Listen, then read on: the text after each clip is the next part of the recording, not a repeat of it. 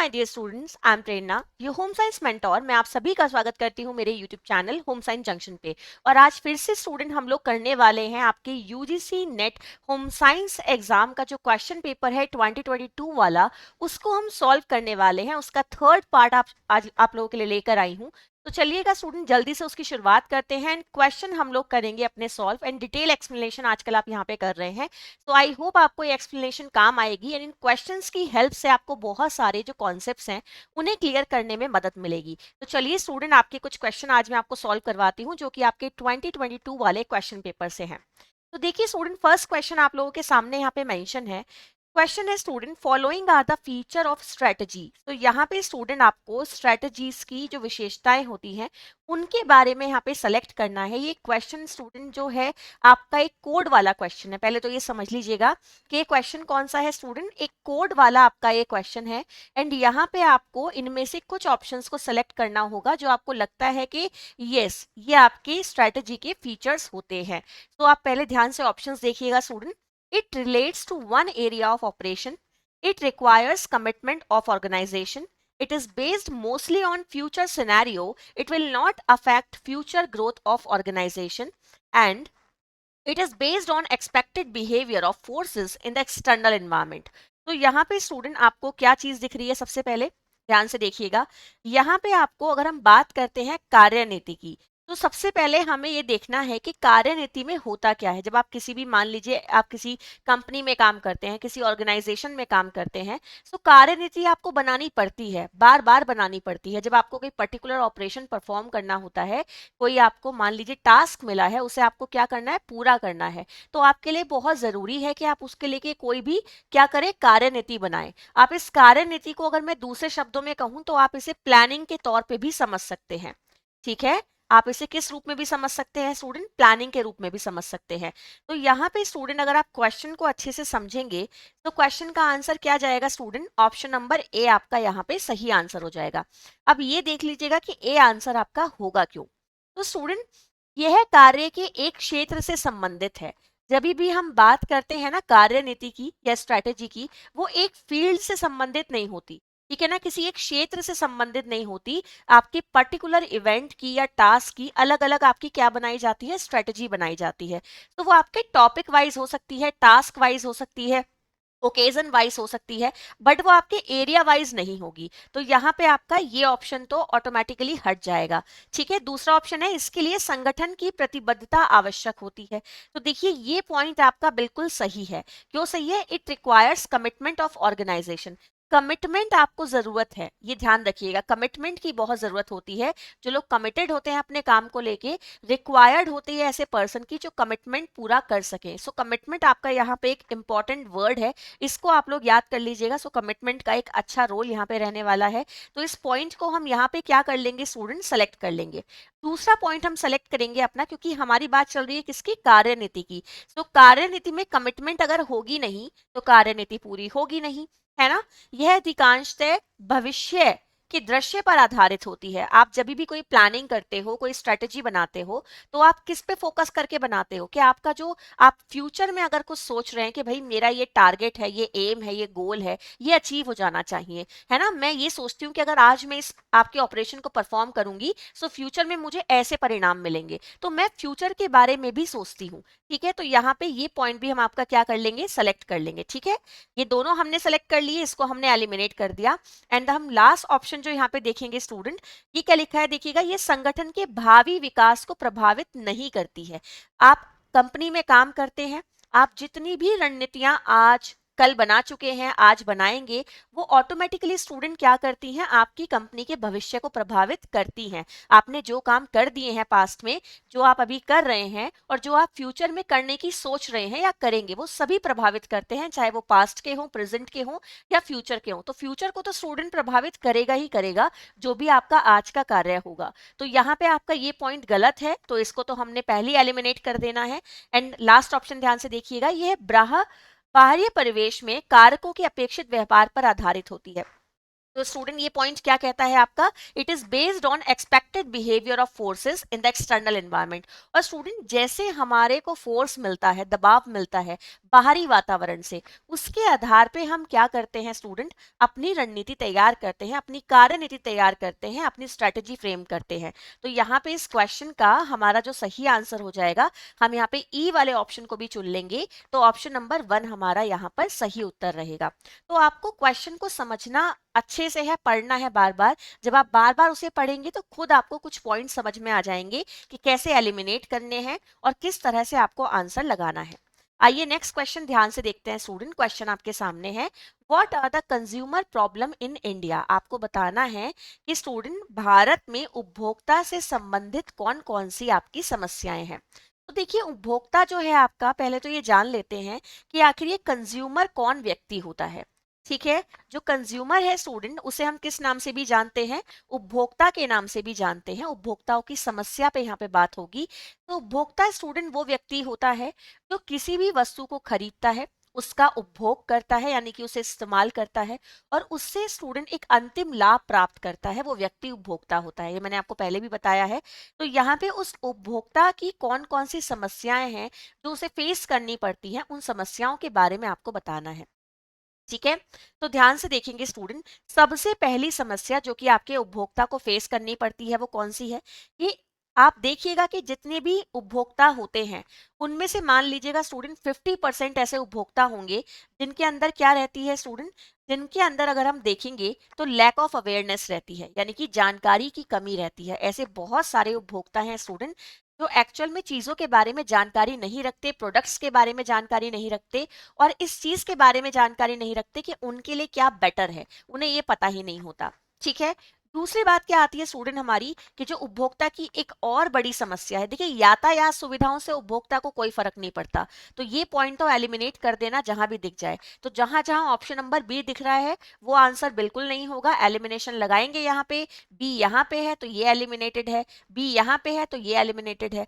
अब आपका केवल आंसर इन दोनों ऑप्शंस में से हो सकता है, 3 और 4 में से, क्योंकि उपभोक्ता यातायात की जो आपकी सुविधाएं अगर खराब हो रही हैं तो उनका क्या करेगा, है ना। तो आप ध्यान से देखिएगा स्टूडेंट, यहाँ पे जो उपभोक्ता के सामने एक बड़ी समस्या आती है, वो समस्या क्या है स्टूडेंट, निरक्षरता की। ठीक है, कि उपभोक्ता आपका अगर पढ़ा लिखा नहीं है स्टूडेंट, तब उसको बहुत ज्यादा प्रॉब्लम होती है, क्योंकि अगर वो पढ़ा लिखा नहीं है तो चीजों के बारे में वो देख नहीं पाता, समझ नहीं पाता, जान नहीं पाता, और उसे जो भी ठगना चाहता है वो ठग लेता है। तो ये उसकी एक बड़ी समस्या है। और तीसरी बड़ी समस्या है स्टूडेंट, आकर्षक पैकेजिंग। उपभोक्ता को लालच आ जाता है किस चीज को देख के, उस पैकेजिंग को देख के जो उसके सामने शो की जा रही है, चाहे उसके अंदर चीजें आपकी कैसी भी हो, चाहे जरूरत की हो जरूरत की नहीं हो, उपभोक्ता क्या करता है स्टूडेंट, उन्हें खरीदना चाहता है, और यहीं पे आके वो ठग लिया जाता है। तो कई बार उसे अच्छी पैकेजिंग के बदले एक खराब मटेरियल क्या कर दिया जाता है, सौंपा जाता है। तो क्वेश्चन का आंसर क्या बनेगा स्टूडेंट, ऑप्शन नंबर सी यहाँ पे आपका सही आंसर हो जाएगा। ठीक है, आप ध्यान से देख सकते हैं कि आपका जो प्रोस्पेरिटी है ये उपभोक्ता से बिल्कुल कनेक्टेड नहीं है, आपका पुअर ट्रांसपोर्टेशन फैसिलिटीज बिल्कुल कनेक्टेड नहीं है। सो जिस पॉइंट में आपको क्या दिख रहा है, आपका बी और सी ऑप्शन दिख रहा है, वो आपका ऑटोमेटिकली एलिमिनेटेड है। तो आपका बी और सी यहाँ भी है, बी यहाँ पे भी है, सी यहाँ पे भी है, तो ये तीनों ऑप्शन स्टूडेंट एलिमिनेट हो जाएंगे। सही आंसर हो जाएगा ऑप्शन नंबर 3। आगे नेक्स्ट क्वेश्चन की तरफ बढ़ते हैं, ध्यान से देखेंगे स्टूडेंट। क्वेश्चन आपका क्या है, children who behave morally tend to have parents. Question ध्यान से देख लीजिएगा, क्वेश्चन आपका क्या कहता है भाई, हिंदी में एक बार क्वेश्चन को पढ़ेंगे। क्वेश्चन ध्यान से देखिएगा स्टूडेंट, क्वेश्चन आपके सामने है।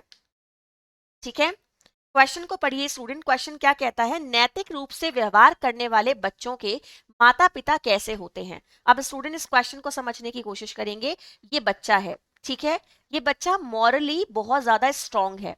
ठीक है ना, ये मॉरल आपका, मैंने इसका डेवलपमेंट समझ लिया है, मॉरल डेवलपमेंट इस बच्चे का बहुत अच्छे से हुआ है। सो ये बच्चा मॉरली काफी स्ट्रांग है। आपको बताना है इस बच्चे की पेरेंट्स कैसे होंगे, क्योंकि बच्चा अगर मॉरली स्ट्रांग है तो कहीं ना कहीं उसके पेरेंट्स का उसमें बहुत ज्यादा रोल होता है। आपको मैंने बताया भी है कि आपके ऑथोरिटेरियन टाइप के पेरेंट्स होते हैं, ऑथोरोटेटिव टाइप के पेरेंट्स होते हैं। सो पेरेंट्स कुछ ऐसे होते हैं जो बच्चे को बहुत ज़्यादा कंट्रोल करते हैं और सपोर्ट बिल्कुल नहीं करते। कुछ ऐसे होते हैं जो बच्चे को सपोर्ट बहुत ज़्यादा करते हैं, जहाँ ज़रूरत होती है वहाँ पे कंट्रोल भी करते हैं। तो बच्चा मॉरल कैसे डेवलप करेगा, अपना मॉरली कैसे बच्चा डेवलप होगा, उसका मॉरल डेवलपमेंट कैसे होगा, ये सारी चीज़ें कहीं ना कहीं उसकी फैमिली पे, उसके पेरेंट्स पे भी डिपेंड करती हैं। तो ध्यान से देखिएगा स्टूडेंट, इस क्वेश्चन के आंसर को अब हम समझने की कोशिश करते हैं। तो सबसे पहला पॉइंट आपका क्या आता है स्टूडेंट? सबसे पहला पॉइंट आता है, नैतिकता की आंतरिक अनुभूति के बजाय बाह्य अनुभूति को प्रोत्साहित करते हैं। ठीक है, तो ये आंसर आपका ऑटोमेटिकली एलिमिनेटेड है, क्योंकि नैतिकता की आंतरिक अनुभूति ज्यादा है, बाह्य अनुभूति का फर्क नहीं पड़ेगा। तो ये आपका खुद ब खुद क्या हो जाएगा, नैतिकता बाहर से नहीं है, अंदर होती है। ठीक है, तो ये एलिमिनेटेड है।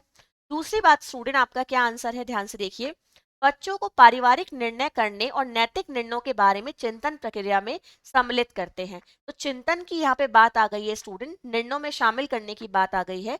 तो ये पॉइंट आपका सही हो जाएगा। दूसरी बात, बच्चों को अन्य व्यक्तियों के दृष्टिकोण और भावनाओं के बारे में जानने के लिए अवसर प्रदान करते हैं। तो बच्चे को ईगोसेंट्रिक नहीं बनाना कि वो सिर्फ अपने अपने बारे में बातें करे, वो दूसरों के बारे में भी सोचे, उनके दृष्टिकोण को भी समझने की कोशिश करे, तभी वो एक अच्छा, आप मान सकते हो उसका मॉरल डेवलपमेंट, सोशल डेवलपमेंट अच्छे से हुआ है। ठीक है, और लास्ट पॉइंट आपका क्या आएगा स्टूडेंट? दंडात्मक एवं प्रेरक अनुशासन के बजाय प्यार भरे और समर्थनकारी होते हैं। अभी मैंने बताया था ना, कुछ ऐसे पेरेंट्स होते हैं स्टूडेंट जो कि आपके बहुत ज्यादा कंट्रोल करते हैं बट आपका सहयोग नहीं करेंगे। कुछ ऐसे होंगे जो कंट्रोल कम करेंगे स्टूडेंट, बट सहयोग आपका बहुत ज्यादा करेंगे, कंट्रोल वहां करेंगे जहां पे जरूरत है।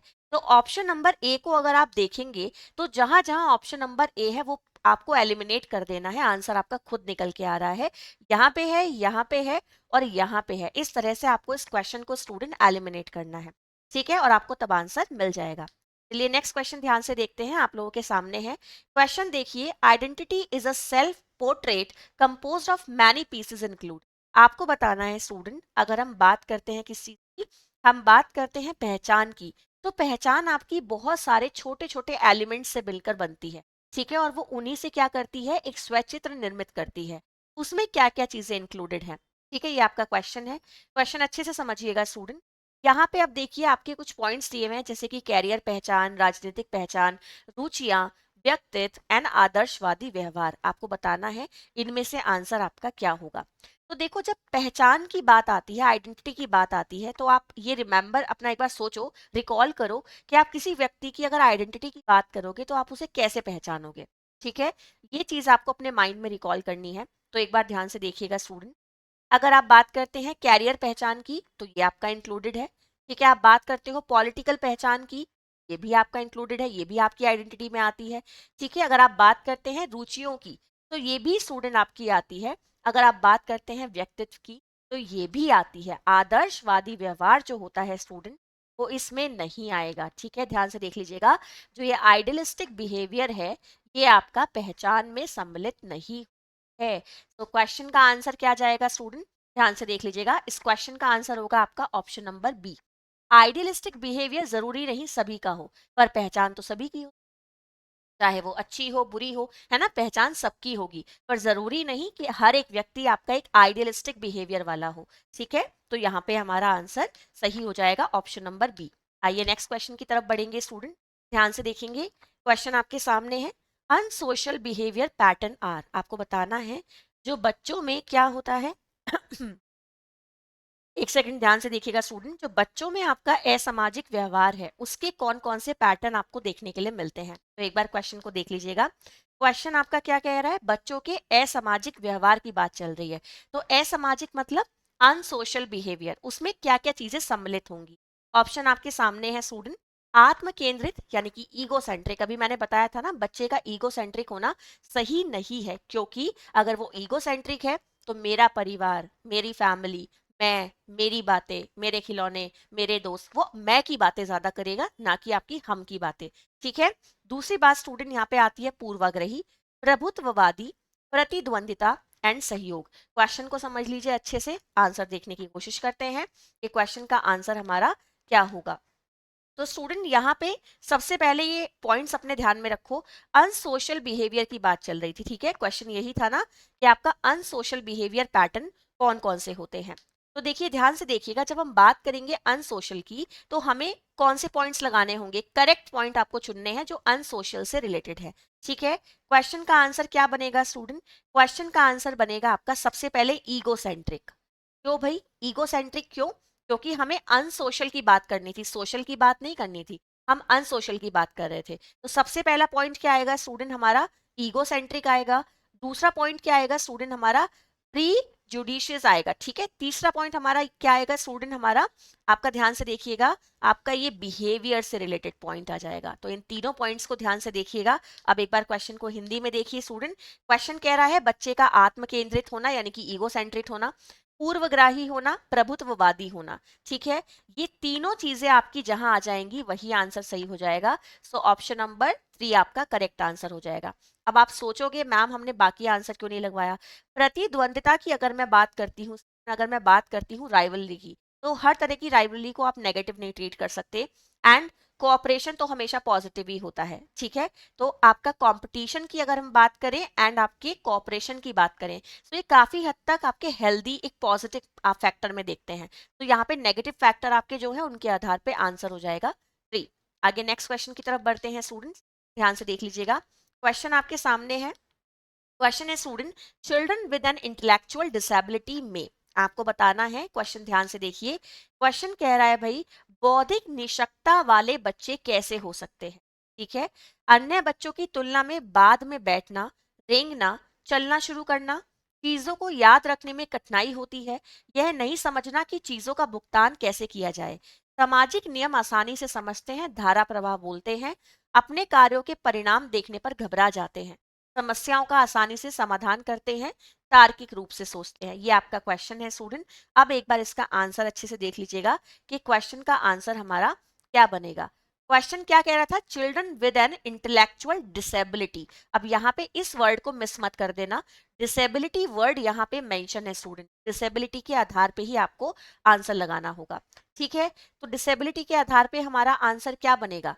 सिट अप, क्रॉल और walk later than other children. तो ये एक आपका डिसेबिलिटी का पॉइंट हो जाएगा। ठीक है, दूसरी बात ध्यान से देखिएगा स्टूडेंट, दूसरा पॉइंट आपका क्या बनेगा? Find it hard to remember things, not understand how to pay for things. तो आपका ये भी एक पॉइंट हो जाएगा स्टूडेंट, जो एक आपका डिसेबिलिटी से कनेक्टेड है यानी कि नेगेटिव पॉइंट है। और तीसरा पॉइंट क्या रहेगा स्टूडेंट आपका? Have trouble seeing the consequence of their actions. तो आपका ऑप्शन नंबर डी यहाँ पे सही हो जाएगा। तो इस क्वेश्चन का आंसर क्या बनेगा? Option number A, B and D only. एक बार क्वेश्चन को फिर से समझते हैं। क्वेश्चन क्या था स्टूडेंट? बौद्धिक निशक्तता वाले बच्चे कैसे हो सकते हैं?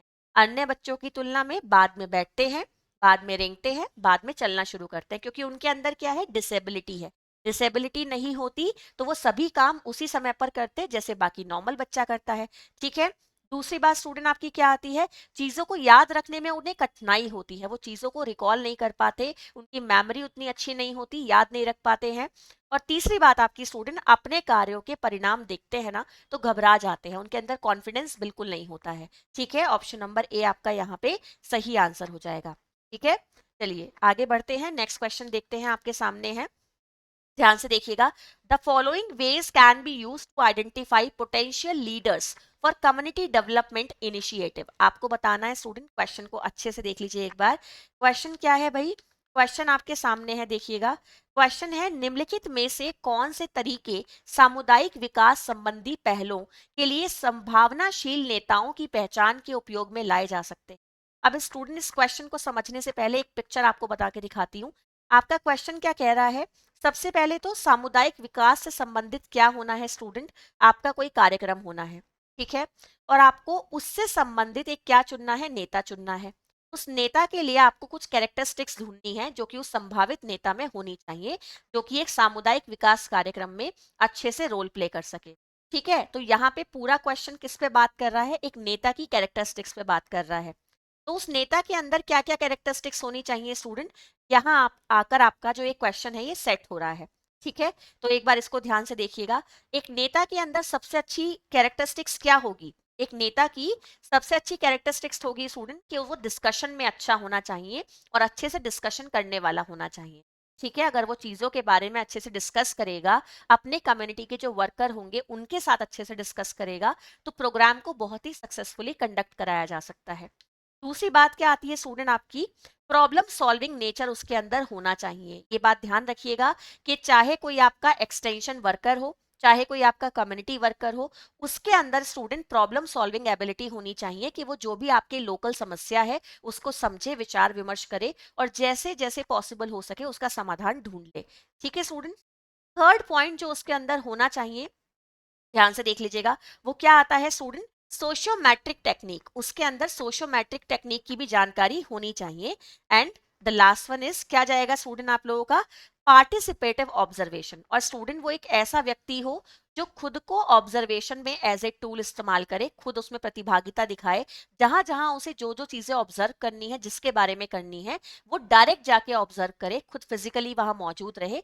ऐसा आपका एक कम्युनिटी वर्कर होना चाहिए। तो क्वेश्चन का आंसर क्या बनेगा स्टूडेंट, यहाँ पे ऑप्शन नंबर सी आपका सही आंसर बनेगा। इस क्वेश्चन को एक बार ध्यान से देखिएगा, आपका यहाँ पे एक पॉइंट ये मेंशन है, ठीक है, इसको हम हिंदी में भी देख लेते हैं एक बार स्टूडेंट। आपका एक पॉइंट यहाँ पे मेंशन है कि वो नाटकीकरण वाला होना चाहिए, तो नाटकीकरण वाला बिल्कुल नहीं होना चाहिए। जहां पे ये बी ऑप्शन है वो आंसर आपको एलिमिनेट कर देना है, तो ये एलिमिनेटेड है, ये एलिमिनेटेड है एंड ये एलिमिनेटेड।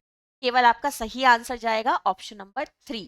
तो जहां पे आपको ये बी वाला ऑप्शन दिख रहा है, उस पॉइंट को आपको पहले ही एलिमिनेट करना है। तो ये बिल्कुल भी जरूरी नहीं है भाई कि एक आपका कम्युनिटी वर्कर या एक्सटेंशन वर्कर नाटक करना भी जानता हो, ऐसा जरूरी नहीं। ठीक है, ये तो और नेगेटिव पॉइंट जाएगा आप लोगों के लिए। चलिए नेक्स्ट क्वेश्चन ध्यान से देखते हैं स्टूडेंट। क्वेश्चन आपके सामने है, example of traditional educational folk media in India are. आपको बताना है जो फोक मीडिया, आपका जो मीडिया है स्टूडेंट, ठीक है, example of traditional educational folk media. ठीक है, ट्रेडिशनल मतलब परंपरागत की बात चल रही है। एक शैक्षिक स्टूडेंट किसकी बात चल रही है, आपके लोक, लोक मतलब फोक के लिए हम वर्ड यूज करते हैं लोक। ठीक है, मीडिया की बात चल रही है जो कि भारत से संबंधित है। तो आपको यहाँ पे ऑप्शंस ध्यान से दिख रहे हैं स्टूडेंट, इसको एक बार देख लीजिएगा। देखिए सबसे पहले इनके बारे में मैं आपको बता देती हूँ कि ये होते क्या क्या है। ठीक है, एजुकेशनल वर्ड यहाँ पे जुड़ा है, तो इसको भी थोड़ा फोकस कर लेना कि आपको इनमें से वही चुनने हैं जो कि एजुकेशन के फील्ड से रिलेटेड है। ठीक है, अदरवाइज आपको बाकी नहीं चुनने हैं। तो एक बार स्टूडेंट इनके बारे में जान लेते हैं थोड़ा सा। जो आपका ये यात्रा है, ठीक है, ये रिलेटेड है आपका वेस्ट बंगाल से। ठीक है, ध्यान से देख लीजिएगा, जो आपका स्टूडेंट यात्रा है वेस्ट बंगाल से रिलेटेड है और ये एक तरीके का फोक थिएटर होता है। ठीक है, क्या होता है स्टूडेंट, थिएटर होता है आपका एक तरीके का। दूसरी बात आती है यहाँ पे आपकी बुर्रा कथा। तो बुर्रा कथा किससे संबंधित है स्टूडेंट, ये आपकी एक तरीके की ना ओरल स्टोरी टेलिंग होती है। एक सेकंड ध्यान से देख लीजिए स्टूडेंट, ये आपकी क्या होती है, एक तरीके की ओरल स्टोरी टेलिंग होती है। और ये किससे कनेक्टेड है स्टूडेंट, ये कनेक्टेड है आपका आंध्र प्रदेश से। ठीक है, ये किससे कनेक्टेड है, आपका आंध्र प्रदेश से कनेक्टेड है। पहला वाला वेस्ट बंगाल से कनेक्टेड है। पहला वाला आपका क्या है, एक नाटक है स्टूडेंट। दूसरा वाला आपका क्या है, एक स्टोरी टेलिंग है। भांगड़ा को आप लोग जानते हैं स्टूडेंट अच्छे से, ये एक तरीके का क्या होता है, डांस फॉर्म होता है। ठीक है, पंजाब से कनेक्टेड है, ये भी लिख लीजिएगा। ठीक है, नेक्स्ट आता है आपका स्टूडेंट गरबा। गरबा किससे रिलेटेड है, गुजरात से रिलेटेड है। ठीक है, एक और आता है स्टूडेंट आपका यहाँ पे जिसका नाम है विदेशिया। सो विदेशिया किससे रिलेटेड है स्टूडेंट, विदेशिया भी एक तरीके का क्या होता है स्टूडेंट, डांस एंड ड्रामा होता है। ठीक है, और ये डांस एंड ड्रामा किन चीजों पे किया जाता है स्टूडेंट, जो आपके सोशल इशू होते हैं। ये ध्यान रखिएगा, जो आपके सोशल इश्यू होते हैं स्टूडेंट, ये उन पे किया जाता है। अब आप आ जाइए क्वेश्चन के आंसर पे। क्वेश्चन का आंसर समझने की कोशिश करेंगे स्टूडेंट। क्वेश्चन का आंसर आपका क्या जाएगा, पहली बात तो आपका सही आंसर हो जाएगा यात्रा। ध्यान से देख लीजिएगा, आपका सही आंसर हो जाएगा स्टूडेंट यात्रा। यात्रा के बाद आपका सही आंसर जाएगा बुर्रा कथा, ये ध्यान से देख लीजिएगा। बुर्रा कथा के बाद स्टूडेंट आप लोगों का सही आंसर हो जाएगा विदेशिया। ठीक है, क्योंकि गरबा एंड भांगड़ा आपके डांस फॉर्म, ध्यान रखिएगा, भंगड़ा एंड आपका जो स्टूडेंट आपका जो गरबा है ये डांस फॉर्म होते हैं।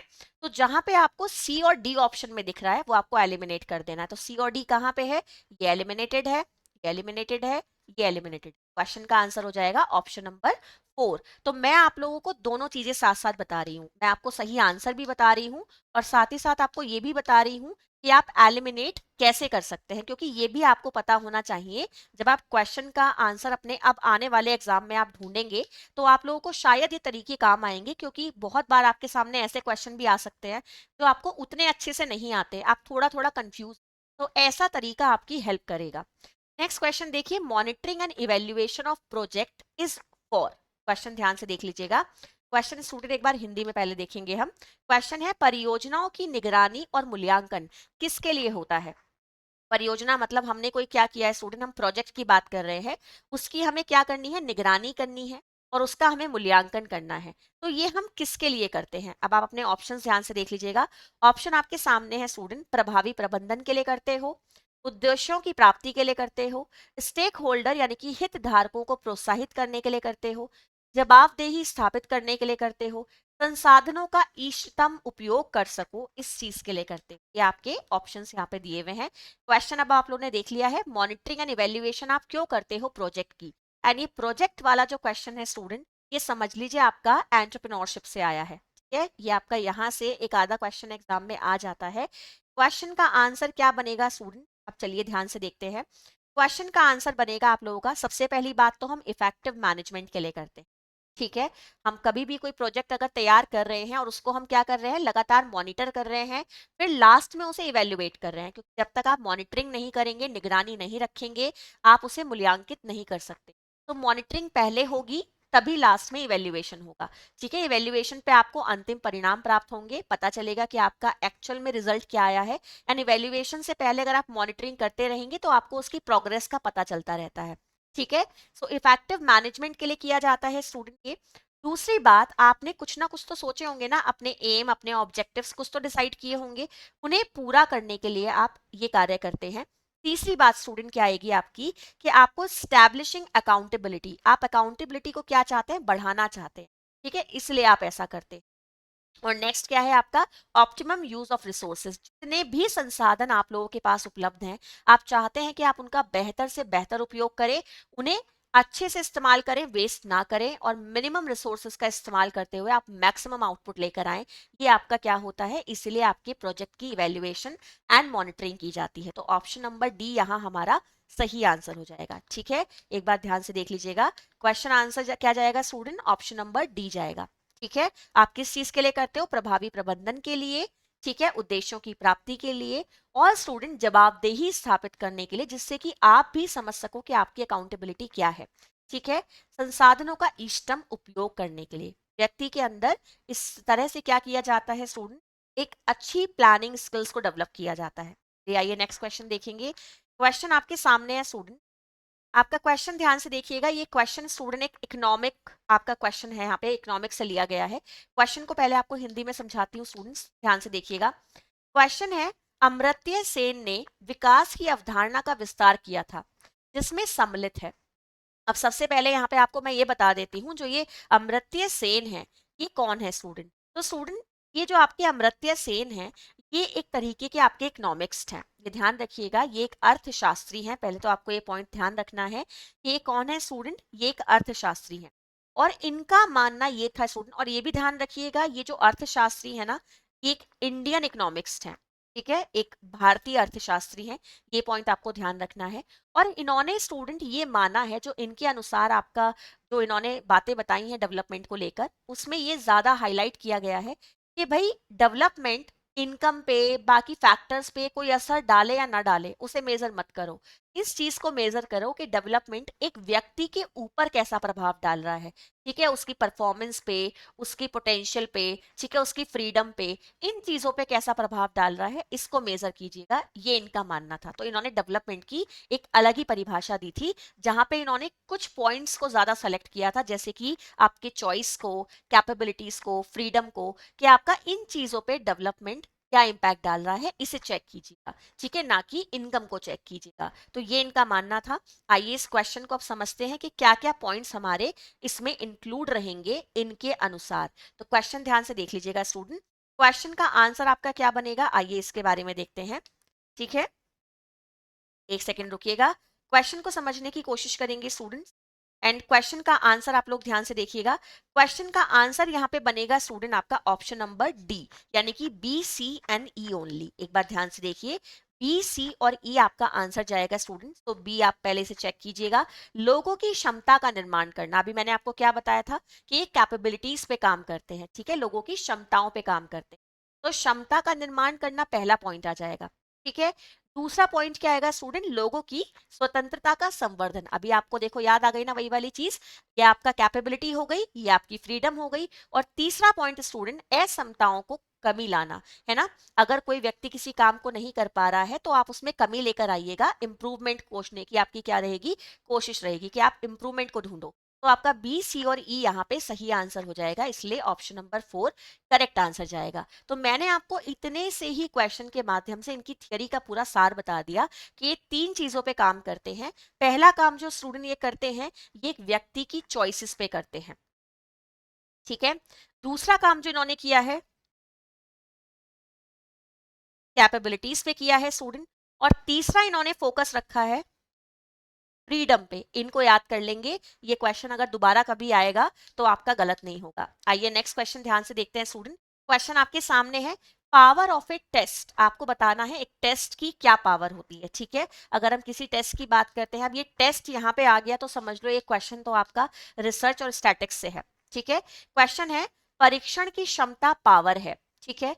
जनसंख्या से लिए गए एक प्रतिदर्श पर आधारित जनसंख्या पर वास्तविक प्रभाव का पता लगाने की योग्यता, सही ढंग से सामान्य परिकल्पनाओं के अस्वीकार्य होने की प्राक्रियता जबकि यह सत्य हो, जब प्रतिदर्श आकार बढ़ता है तब यह बढ़ जाता है, सही ढंग से अमान्य परिकल्पनाओं के अस्वीकार होने की प्राक्रियता जबकि यह सत्य हो, जब प्रतिदर्श आकार बढ़ता है तब ये घट जाता है। ये आपका क्वेश्चन है स्टूडेंट। अब क्वेश्चन को आपने अच्छे से देख लिया है, एक बार आंसर की तरफ निगाह डालिएगा कि क्वेश्चन का आंसर आपका क्या रहेगा। स्टूडेंट इस क्वेश्चन का आंसर हम समझते हैं, चलिए आंसर लगाते हैं। टेस्ट की क्वालिटीज के बारे में हमें बताना है कि एक परीक्षण की क्षमताएं क्या क्या होती हैं। तो एक परीक्षण की क्षमता आपकी सबसे पहली क्या होगी, कि जनसंख्या से लिए गए एक प्रतिदर्श पर आधारित जनसंख्या पर वास्तविक प्रभाव का पता लगाने की योग्यता। मान लीजिए स्टूडेंट ये एक बड़ा सा एरिया क्या है मेरा, एक पॉपुलेशन है, ठीक है, यानी कि एक बड़ा एक आपका बड़ी जनसंख्या है, पॉपुलेशन मैंने इसको मान लिया, ठीक है। अब स्टूडेंट इस पॉपुलेशन में से मैंने क्या किया है, एक सैंपल चूज किया है। अब मेरा जो ये सैंपल है ना, ये रिप्रेजेंटेटिव होना चाहिए इस लार्जर होल का, यानी कि इस पॉपुलेशन का एक क्लियर, एक बिल्कुल पॉइंटेड जो रिप्रेजेंटेटर हो, वो मेरा सैंपल हो जो मैंने इस बड़ी सी जनसंख्या में से चूज किया है। तो अगर ये इसका प्रभाव पता लगा पा रहा है तो इसका मतलब ये टेस्ट आपका क्या है स्टूडेंट, एक अच्छा टेस्ट है, ठीक है। दूसरी बात आती है आपकी, सही ढंग से सामान्य परिकल्पनाओं के अस्वीकार होने की प्राकृता जबकि यह सत्य हो, तो ये तो भाई गलत हो जाएगा आंसर आपका, ठीक है। दूसरा आंसर आता है, जब प्रतिदर्श आकार बढ़ता है तब यह बढ़ जाता है, तो ये बात सही है स्टूडेंट, ऐसा ही होगा। तीसरी बात, सही ढंग से अमान्य परिकल्पनाओं के स्वीकार अस्वीकार होने की प्रकृता जब यह असत्य हो, तो ये पॉइंट भी निगेटिव है आपका, ठीक है। लास्ट ऑप्शन देखिएगा, जब प्रतिदर्श आकार बढ़ता है तब ये घट जाता है, तो स्टूडेंट आपका ये सही आंसर हो जाएगा। ये तीनों आंसर सही हो जाएंगे तो क्या आंसर बनेगा, ऑप्शन नंबर 3 आपका यहाँ पे सही आंसर बनेगा। आइए नेक्स्ट क्वेश्चन की तरफ बढ़ते हैं स्टूडेंट। क्वेश्चन आपके सामने है, अब ये क्वेश्चन आपका बिल्कुल एक डायरेक्ट क्वेश्चन है जो आप लोग सामने देख पा रहे हो। आपको मैच करना है स्टूडेंट रिक्वायरमेंट को। रिक्वायरमेंट किस चीज की स्टूडेंट, आपको यहाँ पे 4 अलग अलग न्यूट्रिएंट दिए गए हैं, कैल्शियम है, मैग्नीशियम है, आयरन है एंड जिंक है। आपको इनको मैच करना है। यहाँ पे स्टूडेंट 2 तरीके के एज ग्रुप दिए गए हैं, ये दोनों आपके 16 से 18 वाली लड़कियां हैं, ठीक है। ये दोनों आपकी 13 से 15 साल वाली लड़कियां हैं। आरडीए की अगर मैं बात करूं, रिकमेंडेड डाइटरी अलाउंसेस कहते हैं कि एक व्यक्ति को एक दिन में कितनी मात्रा में कौन सा पोषक तत्व ग्रहण करना चाहिए, ये आपको आरडीए बताता है, ठीक है। आपका 2022 या आपका 2020 यानी कि लेटेस्ट आरडीए पे आपका ये क्वेश्चन है। इधर साइड आपको क्या दी गई है, आपको रिक्वायरमेंट बता रखी है, आपको मैच करना है क्वेश्चन को, लिस्ट 1 को लिस्ट 2 से आपको क्या करना है स्टूडेंट, मैच करना है। तो क्वेश्चन का आंसर आइए जल्दी से देखते हैं क्या बनेगा हमारा। क्वेश्चन देखिए स्टूडेंट, आप लोगों के सामने है, आप मैच कैसे करेंगे इसको, चलिए देखते हैं। क्वेश्चन में स्टूडेंट समझने वाली बात कम है, रटने वाली बात ज्यादा है, क्योंकि आरडीए हमेशा आपको याद करना पड़ता है। तो एक बार ध्यान से देख लीजिएगा, जब हम कैल्शियम की बात करते हैं तो कैल्शियम अगर हम गर्ल्स में देखेंगे जो कि 16 से 18 साल की हैं, तो आपकी 1050, ये इनकी मात्रा हो जाएगी। तो यहाँ पे आंसर हो जाएगा ये वाला सही। दूसरी बात स्टूडेंट, मैग्नीशियम की बात करते हैं। तो मैग्नीशियम अगर हम देखेंगे तो मैग्नीशियम की हमारी जो सही रिक्वायरमेंट बनेगी वो बनेगी गर्ल्स 13 से 15 साल 340 mg पर डे। ठीक है, मिलीग्राम आपका होता है mg का मतलब, तो आपका ये हो जाएगा। तीसरा है स्टूडेंट आयरन। सो आयरन को मैच करेंगे हम यहाँ पे girls 13 to 15 years RDA 2020 30 mg per day. ठीक है स्टूडेंट, एंड जिंक की रिक्वायरमेंट आपकी यहाँ आ जाएगी girls 16 to 18 years RDA 2020 14.2 mg per day. तो ये ध्यान रखिएगा कि जितने आपके छोटे छोटे एलिमेंट्स होते हैं ना, जैसे जिंक हो गया, जैसे कैल्शियम हो गया, मैग्नीशियम हो गया, आयरन हो गया, विटामिन सी हो गया, बीटा कैरोटीन हो गया, इस तरह के स्टूडेंट आपके RDA ज्यादा पूछे जाते हैं। तो ऑप्शन नंबर 4 आपका यहाँ पे सही आंसर बनेगा। ये ध्यान रखिएगा, ऐसे वाले पॉइंट एग्जाम में ज्यादा पूछे जाते हैं in comparison to calories, protein, fat, ये बहुत कम आते हैं स्टूडेंट, क्योंकि आप इजीली इन्हें याद कर लेते हो, वेरिएशंस बहुत कम होते हैं उनमें। यहाँ पे वेरिएशंस बहुत ज्यादा होते हैं, बदलते रहते हैं सबके लिए, बहुत छोटा छोटा डिफरेंस आता है। तो यहाँ पे क्वेश्चन आपके इन पॉइंट से आने के चांसेस ज्यादा रहते हैं। आइए नेक्स्ट क्वेश्चन देखेंगे स्टूडेंट, यहाँ पे आंसर डी था आपका। आइए नेक्स्ट क्वेश्चन की तरफ बढ़ते हैं। क्वेश्चन आपके सामने है, क्वेश्चन क्या है, यहाँ पे आपको 4 फैक्टर दिए हुए हैं, आपको इनकी एक्टिविटी से इन्हें मैच करना है, ये आपका क्वेश्चन है। तो ये क्वेश्चन काफी सिंपल एंड काफी अच्छा क्वेश्चन है, ऐसे क्वेश्चन नंबर दिलाते हैं। सबसे पहले बात कर लेते हैं स्टूडेंट ट्रिप्सिन इनहिबिटर के बारे में। तो ट्रिप्सिन इनहिबिटर क्या होता है स्टूडेंट, एक तरीके का होता भी प्रोटीन है। ठीक है, और ये प्रोटीन की एक्टिविटी को ही बाउंड करता है, उसे बॉडी में उतने अच्छे से डाइजेस्ट एब्जॉर्ब नहीं होने देता। तो ये क्या हुआ स्टूडेंट, अब अगर ये आपका क्या करने देता, ये मदद करता, प्रोटीन को एब्जॉर्ब कराता, तो फिर एक न्यूट्रिशनल फैक्टर बन जाता है ना। बट ये ऐसा नहीं कर रहा है, ये आपके न्यूट्रिशनल फैक्टर के काम को रोक रहा है। तो ये क्या होगा, एक तरीके का एंटी न्यूट्रिशनल फैक्टर कहलाएगा। ये ध्यान रखिएगा, ये क्या कहलाएगा स्टूडेंट, एक तरीके का एंटी न्यूट्रिशनल फैक्टर, यानी कि आपका जो गैर पोषकीय तत्व होता है ये वो कहलाएगा। अब एक बात और जान लो, ये ज्यादातर आपका जो ट्रिप्सिन इनहिबिटर है ये आपको सोयाबीन में देखने के लिए मिलते हैं। ठीक है, और एक आपकी फली होती है जिसका नाम होता है लिमा बीन्स, ये उसमें भी देखने के लिए मिलते हैं। आइए नेक्स्ट क्वेश्चन देखते हैं, मोनोसोडियम ग्लूटामेट। तो मोनोसोडियम ग्लूटामेट जो होता है स्टूडेंट, इसको हम अजीनोमोटो के नाम से भी जानते हैं, और ये एक फ्लेवर इनहेंसर होता है, यानी कि स्वाद को बढ़ाने वाला। ये आपकी टेस्ट बर्ड को क्या कर देता है, अफेक्ट कर देता है। आप एक बार इसको खाएंगे ना, आपका फिर बार बार क्या करने लगता है, मन करने लगता है उसी चीज को खाने का जिसमें आपका ये पाया जाता है। ठीक है, और स्टूडेंट इसको ज्यादा कंज्यूम करने से आपको बहुत सारी प्रॉब्लम हो सकती है, जैसे कि ओबेसिटी हो सकती है, आपको सेंट्रल नर्वस सिस्टम की डिसीज हो सकती है, ठीक है, रिप्रोडक्टिव आपको प्रॉब्लम हो सकती है। तो इसको ज्यादातर अवॉइड करना चाहिए। ठीक है, इसको बहुत ज्यादा अब यूज किया भी नहीं जाता है। ठीक है, नेक्स्ट आता है आपका टोकेफेरॉल। तो टोकेफेरॉल क्या है स्टूडेंट, सीधे सीधे समझ में आ रहा है, टोकेफेरॉल है आपका, अगर मैं बात करूं तो विटामिन ई। ठीक है जी, टोकेफेरॉल क्या है, विटामिन ई है, विटामिन ई का ही साइंटिफिक नेम टोकेफेरॉल होता है। ठीक है, और यहाँ पे विटामिन ई क्या काम करता है, जहाँ पे आपका ए आ जाता है, सी आ जाता है, ई आ जाता है, तो हम बिल्कुल समझ जाते हैं कि भाई वो तो एंटीऑक्सीडेंट एक्टिविटी प्ले करता है। ठीक है, योगर्ट क्या है स्टूडेंट, योगर्ट आपके होते हैं प्रोबायोटिक। प्रोबायोटिक क्या काम करते हैं स्टूडेंट, प्रोबायोटिक आपके जो गट फ्लोरा है उसको हेल्दी रखते हैं, आपके इंटेस्टाइन में हेल्दी बैक्टीरियाज को जनरेट करने में मदद करते हैं। ठीक है, सो यहाँ पे आप लोगों का सही आंसर क्या बनता है स्टूडेंट, ऑप्शन नंबर सी आपका सही आंसर हो जाएगा इस क्वेश्चन का, क्योंकि ये सारे ऑप्शन आपके यहाँ पे मैच हो रहे हैं। आगे नेक्स्ट क्वेश्चन की तरफ बढ़ेंगे स्टूडेंट्स। ठीक है भाई, ऑप्शन नंबर सी आंसर है इसका, ध्यान से देख लीजिएगा, आपको सभी चीजें मैं समझाती जा रही हूँ साथ साथ। नेक्स्ट क्वेश्चन आपके सामने है स्टूडेंट्स, क्वेश्चन को देखो। क्वेश्चन है स्टिचेस की क्लासेस से रिलेटेड, एक तरफ स्टिचेस की क्लासेस दी गई हैं, एक तरफ उनके यूज बताए गए हैं, तो आइए इनके बारे में और जान लें। पर सबसे पहले ना किसी भी चीज का बेस जानना बहुत जरूरी है, तभी आपको वो चीज आगे और समझ में आएगी, क्योंकि पॉइंट वाइज पॉइंट आप उसे क्या करते हैं, क्लियर करते जाते हैं। तो स्टूडेंट जो स्टिचेस की क्लासेस को डिवाइड किया जाता है या बांटा जाता है, या ये क्लासेस बनाई जाती हैं स्टिचेस के आधार पे, उनकी जो क्लासेस तैयार की जाती हैं, एक तो बनने वाले लूप के आधार पे तैयार की जाती हैं, एक इस बात के आधार पे की जाती है कि कितने धागे यूज हो रहे हैं, और एक इस बात के आधार पे की जाती है स्टूडेंट कि आपकी कौन सी निडल यूज हो रही है और कितनी निडल यूज हो रही है। ठीक है, नंबर ऑफ निडल कितने हैं, नंबर ऑफ थ्रेड कितने हैं, लूप कितने बन रहे हैं, कैसे बन रहे हैं, ठीक है। इस 3 चीजों के आधार पे आप क्या करते हो, आप अपने स्टिचेस की क्लासेस बांट देते हो। ठीक है, ये फंडा आप बिल्कुल याद रखना।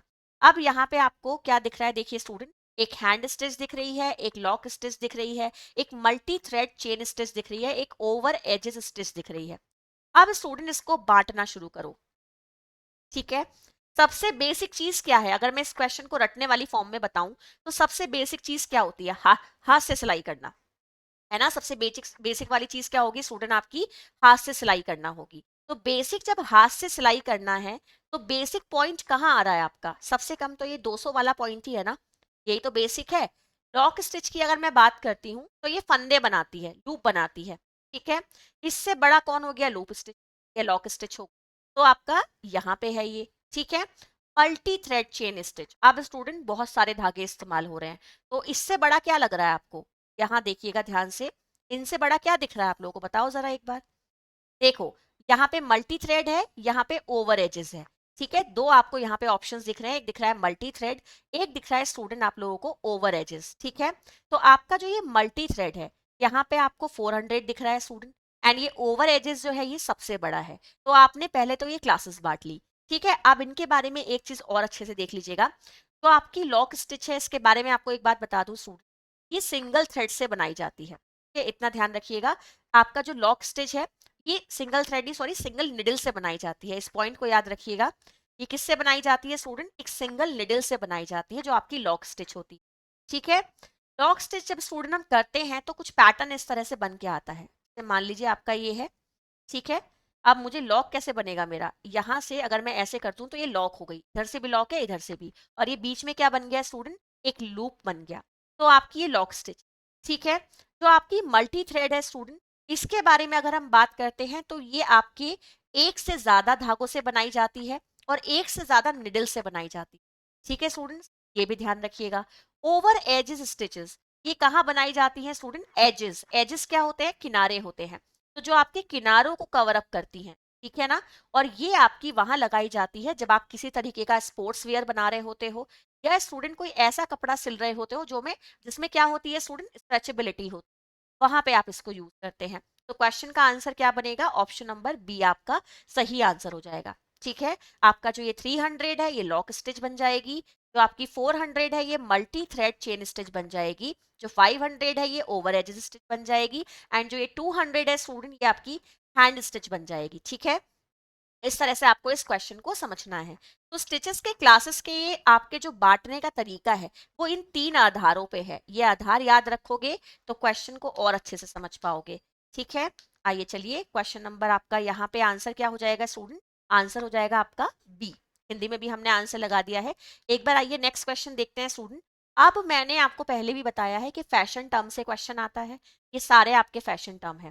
पहले दिया हुआ है आपका बॉडी, दूसरा दिया हुआ है टॉयल्स, आपका दिया हुआ है टेलियर्स एंड मोडा प्रोटा। ठीक है, ये आपके 4 टर्म्स दिए हुए हैं, यहाँ पे इनका डिस्क्रिप्शन है स्टूडेंट।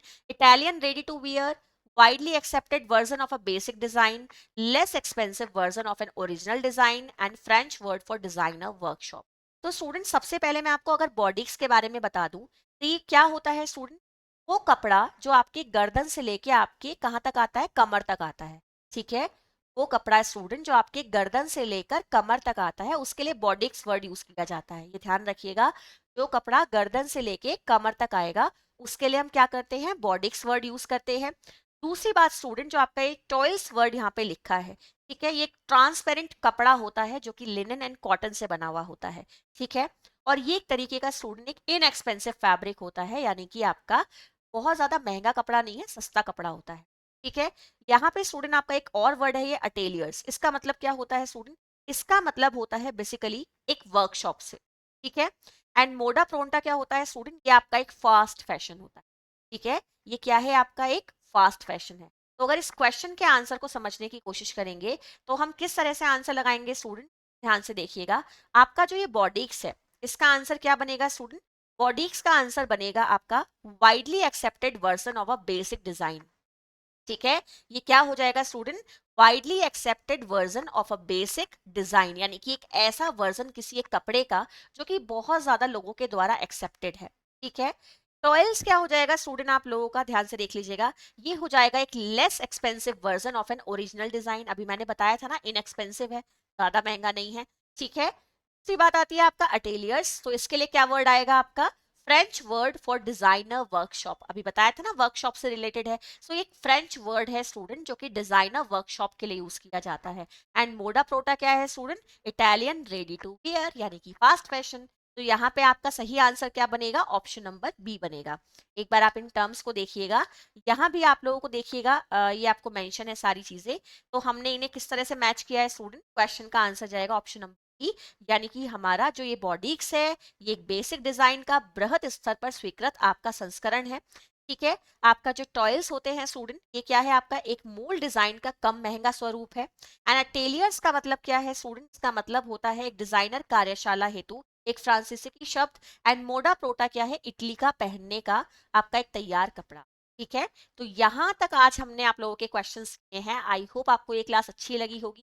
अच्छी लगी है तो जल्दी से लाइक शेयर कर दीजिएगा। एंड इसके नेक्स्ट पार्ट में आप लोगों को मैं आगे के और क्वेश्चंस कराऊंगी और इसी तरह से आप लोगों को डिटेल में इनके सारे एक्सप्लेनेशन प्रोवाइड करूंगी, जिससे कि आपको इन सभी से आने वाले आपके UGC net home science exam में आपको मदद मिल सके और आप उसको बहुत अच्छे नंबरों से क्वालिफाई कर सकें।